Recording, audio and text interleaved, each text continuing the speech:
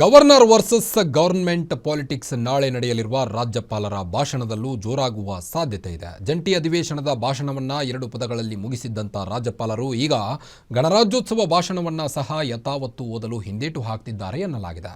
ಈ ಕುರಿತ ಒಂದು ವರದಿ ಇದೆ, ನೋಡ್ಕೊಂಡು ಬರೋಣ ಬನ್ನಿ.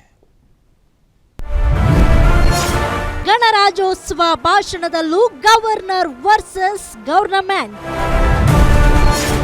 ನಾಳೆ ಸರ್ಕಾರದ ಸ್ಕ್ರಿಪ್ಟ್ ಅನ್ನ ಗೆಹ್ಲೋಟ್ ಓದೋದು ಡೌಟ್.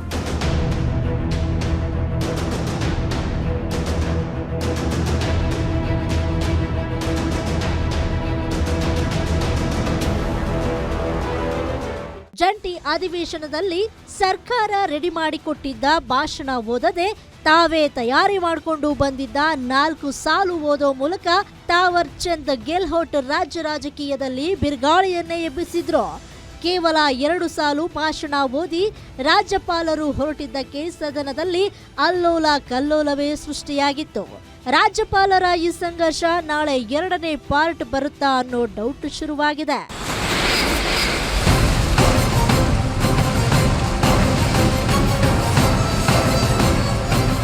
ಗಣರಾಜ್ಯೋತ್ಸವ ದಿನದ ಪ್ರಯುಕ್ತ ಸರ್ಕಾರದ ಸಾಧನೆ ಮತ್ತು ಗುರಿಗಳ ಬಗ್ಗೆ ರಾಜ್ಯದ ಜನರಿಗೆ ಸಂದೇಶವನ್ನ ತಮ್ಮ ಭಾಷಣದ ಮೂಲಕ ಕೊಡಬೇಕು.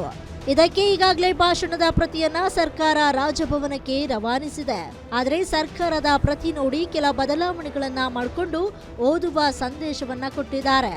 ನಾಳೆ ರಾಜ್ಯಪಾಲರು ಸರ್ಕಾರದ ಯಥಾವತ್ತಾಗಿ ಭಾಷಣ ಓದಲು ಹಿಂದೇಟು ಹಾಕ್ತಿದ್ದಾರೆ. ಕೇಂದ್ರ ಸರ್ಕಾರದ ವಿರುದ್ಧ ಸುಮ್ಮನೆ ಆರೋಪ ಹಾಗೂ ನರೇಗಾ ಯೋಜನೆ ಹೆಸರು ಬದಲಾವಣೆ ವಿಚಾರ ಪ್ರಸ್ತಾಪ ಮಾಡಿದ್ರೆ ಓದೋದಿಲ್ಲ ಅನ್ನೋ ಸಂದೇಶ ರವಾನೆ ಮಾಡಿದ್ದಾರೆ.